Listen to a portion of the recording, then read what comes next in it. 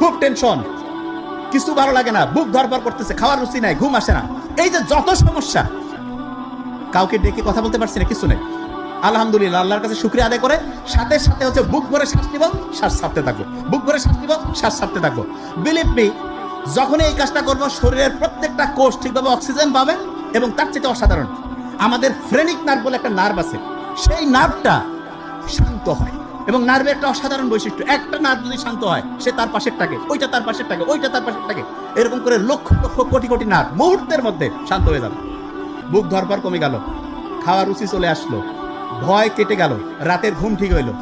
আল্লাহর কাছে এসে বড় শুকরিয়া আর কি আছে? যার টাকা পয়সা সব আছে, ঘুম নাই, ওকে জিজ্ঞেস করো ভাই কি চাও, কবে আমি খালি ঘুম চাই, আমার টাকা পয়সা সব ধরে যাও। কিন্তু আমরা এটা দাম দেই না কেন? কারণ ফ্রি পাইছি। আল্লাহ সবচেয়ে দামি জিনিসগুলো আমাদের ফ্রি দিয়ে দিয়েছে। জাস্ট কাজটা কি? কাজটা হচ্ছে ওইটাকে সাইন্টিফিক্যালি আমাদের ব্যবহার করতে হবে।